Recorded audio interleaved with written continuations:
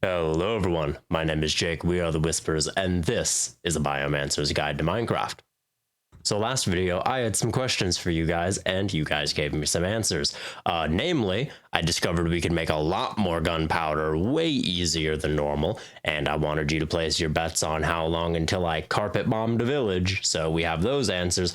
And also, I told you that if 5 people said we wanted to start vampirism next episode, it would be the very first thing I do.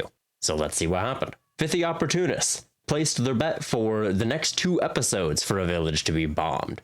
They also voted for Vampire Time. Firestorms bet for next episode, anywhere from the next episode immediately to around 3 to 4. So within the next 4 episodes, they also voted for vampirism and added a note to please spare at least one doggo and catto. Fair. Jake Harris, loving the series so far, you're awesome. Thank you. Also recommended a Biomancy base, then doing vampirism. So kind of a vote. Rain voted for vampirism after 2 more episodes. So we did not hit 5 votes for vampirism next episode. However, we do have a lot of people wanting to see vampirism start, so I came up with an idea. I have this episode and this episode alone. That means I have about 2 hours in real life time to prepare. Once that time is passed, next episode, we start vampirism. No matter where I'm at, no matter how much prep and how successful it has been, that's all the time I've got, is this episode right here. So we're going to try and get that Biomancy base set up. I'm going to start by kind of showing you guys some stuff. And then wherever we wind up, that's going to be where we start vampirism and see how that mixes in with everything we've done so far. So first things first, the grand tour. We have expanded the villagers a good deal. As you can see by my weapons, I do have mending. I also got efficiency 5 on these things. We have nutrient bars set up where we got the food on lock. Why are you awake? And I have a very steady source of emeralds, a very strong source of emeralds, to be honest. Let me show you. There we go. 45 blocks, and the way we have achieved that is these. So over here, there is this amethyst geode. As you can see, I've broken into it. 4 crystals turn into 1 vanilla Minecraft amethyst block. 1 vanilla Minecraft amethyst block, so the ones that make up that inner layer, can be crafted back into 9 of the fire and ice amethyst, or ice and fire amethysts.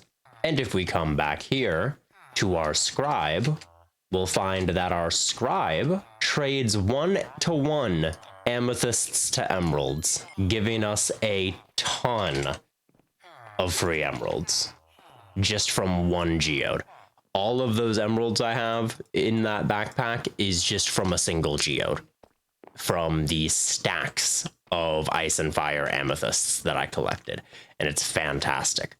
We also set up a automated chicken farm in the meantime, for raw chicken specifically to give to a butcher, and also this does a good job of collecting these. Where are they? Rotten eggs. Rotten eggs have a 25% chance to hatch a cockatrice. You know, the assholes who hit me with the wither beam from far away just for looking at them. Yeah, I can have a tamed one of those. Multiple of them even. It's pretty amazing. Also, look at these nutrient bars. Just full. Oh, it's so good. Full bar of hunger. It's amazing. But this is the Maw Hopper, one of the many Biomancy creations. And as you can see, it can grab items vertically or in any orientation. So these chickens drown, they die, it picks up their stuff. And that's important because we're going to need a lot of that stuff coming up, because we need a lot of these materials for building. If we're going to start making a Biomancy base, of course we've got to use the Biomancy building materials, which means we need a lot of flesh bits and a lot of tough fibers, a bunch of other things. Which means this decomposer is about to be doing some work in the background while we put together all kinds of stuff. Apparently, you can also get tough fibers and occasionally even mineral fragments from feathers, which was an interesting thing to find out. But yeah, so our Biomancy things here are gonna be putting in some serious work. Like, they're gonna be working a lot, and that's fine. But first, I wanna, while that's kind of going, I want to use this opportunity to explore a little bit more. We have some of these areas that are entirely unexplored, like down here, and I keep hearing some very spooky noises from down here. And I want to see what's up. I want to check what's down there. I also want to see what's across from here, because we might decide to kind of expand our base to fill up more of this cavern. So that's what we're going to do first. We're going to start by descending into the darkness that's down here. Just this void that awaits me with all its horrible, horrible noises. Okay, we've got our torches. We're going to go ahead and use some of our nutrient bars. Oh, yeah, I got to show you guys. So as you can see, it doesn't show on the item hotbar here, but if you look at the text, I have enchanted our living long claws with sharpness 5. So normally their highest damage is 11. Right now, even when it's only awake, you know, once you feed it enough, which obviously I've been using it, so I hit this threshold. Once you feed it enough, it wakes up. And you can start doing damage with it. And then you can exalt it. That usually makes it do 11 for 2.6. And now it is 14 for 2.6. And this is what it does to an iron golem. You'll also get to see its insane reach.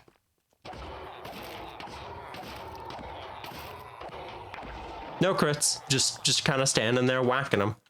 Is kind of nuts. I love it. In fact, if it spawns another one, I'll show you. You can literally just swing and then just kind of slowly backpedal, and you can just never even get close enough to hit you. It's great. The reach on this thing is fantastic. All right, there's only so long I can stall. Time to do this.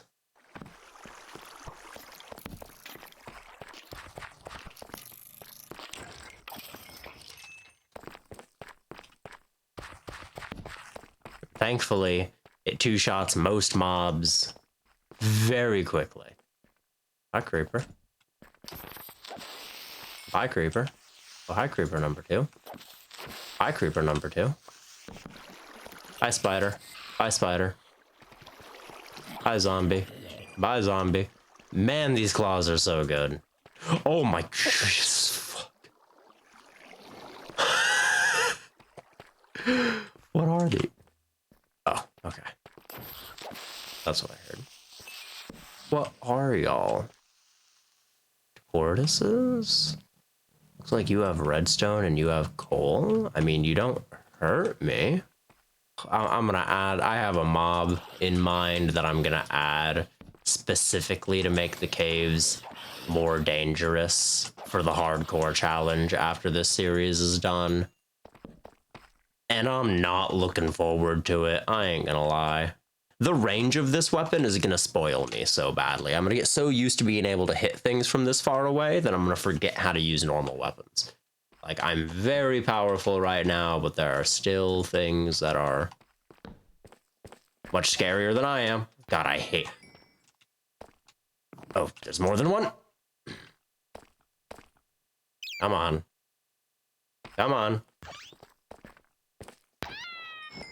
So I was standing at the top there, right, one time, and I saw a pair of white eyes just in the abyss, and then they suddenly rushed towards me, and I got jump scared by one of those things. It scared the fuck out of me, I ain't even gonna lie. It was really funny, though. Out of torches again.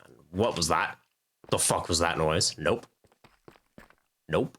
This is a combat-heavy episode. I think this is the most combat this series has seen in one go. This is looking like it's just gonna be a fighting episode. But to be fair, this is actually pretty good, because then I can use all these monster materials I'm getting for, oh jeez, for Biomancy. It is. Oh, mineshaft. Okay. I'm gonna need you to die before you can ruin my die. Thank you. Got multiple ender minions. Ender boys. Wither scum. No. No thanks. Man, it extends even further this way too? My gods, it just doesn't end. It just doesn't end. We could do the rest of the playthrough underground. At this rate, we might. At this rate, we very well might. Honestly. Oh. Oh, that's a big boy. I think that's like a mini boss from Born in Chaos. Or at the very least, he's one of the he's one of the ones on the thumbnail. I don't know what he's like to fight though. He's also just standing there menacingly. He do just be standing there menacingly. Okay, is this normal diamond or is it's infected? God damn it. Oh, hey, more diamond. Possibly. Is this normal diamond? Oh my god. Born in Chaos is trolling me right now. I just want diamonds, man. I can just do a bit of this. Haha. There we go. I love grappling hook so much. Can't believe it took me this long to make one, because I've had the stuff to make one this entire time. Ever since I hit the slime island. Back in episode, like, 2 or 3, I've had the stuff to make it. Whee! Man, there's just so many. This episode is just nothing but me stabbing people. Lots of stabbing, lots of slashing. My goodness. I almost want to turn off True Darkness for a second, just to see how, like, massive this is. This might be one of the biggest, like, caves and cliffs, cave generations I've ever seen. Genuinely. This is, maybe it's just True Darkness making it seem way bigger than it is, but this is massive, it feels like. It's so cool. And also so terrifying. While we're here, I guess we can grab some more amethyst. Those up, and we can also just grab a bunch of the actual blocks. Amethyst blocks are just so much meme potential. Oh god, I just realized. Fibarian Post is gonna use these to make it play Megalovania, isn't there? Aren't there? Jesus. As I was saying, let's start hucking our haul into the decomposer, but first, need a hopper. Help with that. Set that in there. There we go. And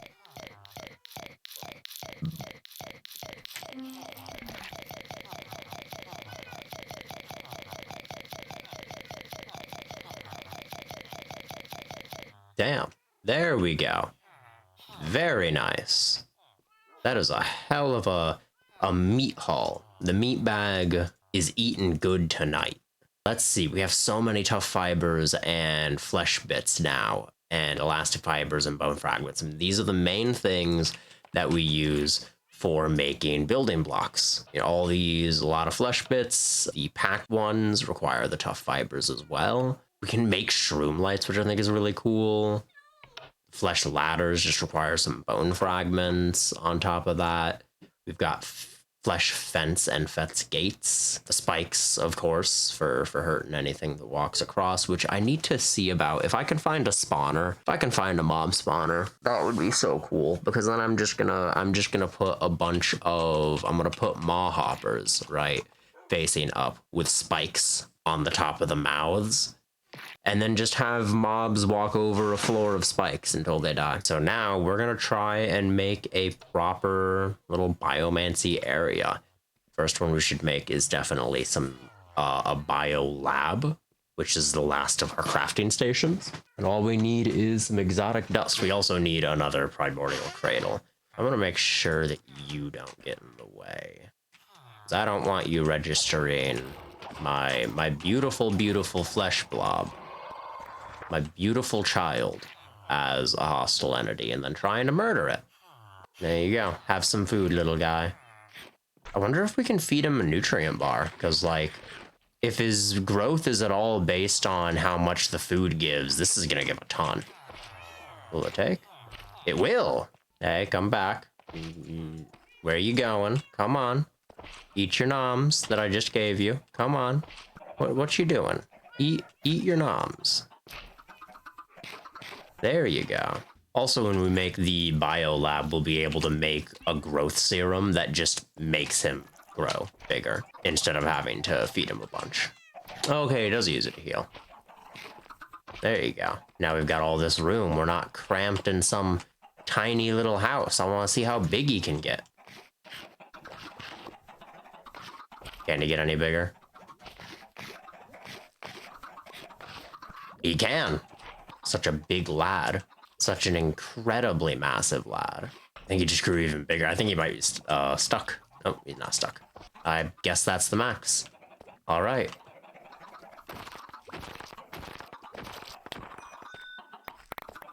So much living flesh. There we go. And one biolab. There we go. Challenge complete. Is this still alchemy? I guess we're about to find out, aren't we? Well, it needs food, clearly. We also need, before we even do anything with it, we need a bio-injector to be able to use it.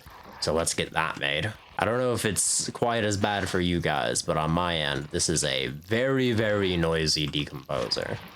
Anyways, now we can start making these organic compounds, all these different compounds and additives to make various serums. We can inject these into creatures using our bio-injector. Have injector in one hand and claws in the other.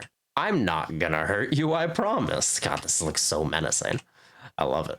Okay, so now that we have all of our crafting stations made, let's see if we can't make a bunch of blocks and see if we can't make a spooky little spot for some biomancy, a little bio lab of sorts. Let's get started.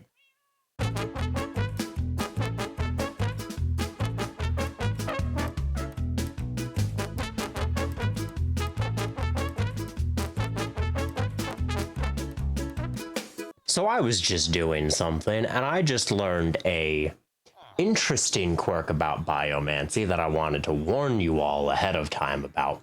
Apparently, you can feed the cradle literally anything.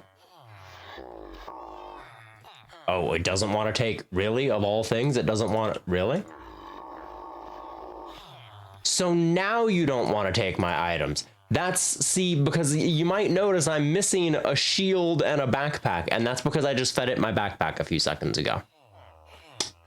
And I can't get it back. Tried breaking it a couple times, seeing if maybe it was in some sort of internal inventory. No. It just doesn't take it. It just straight up stole my fucking backpack. Let's see if we can make another shield. Like, I just lost everything in that backpack. Thankfully, it wasn't one of our really valuable ones, like these. But it did have a bunch of seeds. I think it had my melons for glistening melons, so I just don't have melons anymore. It had my saplings for all my different tree types. All that's just fucking gone now. That's real cool, I guess. Let's see if we can at least recreate it. Also took all my wood was in there. I had like stacks and stacks of wood. Let's try this. See if it'll take another one. Yep. It just, for some reason, it'll swallow shields and backpacks.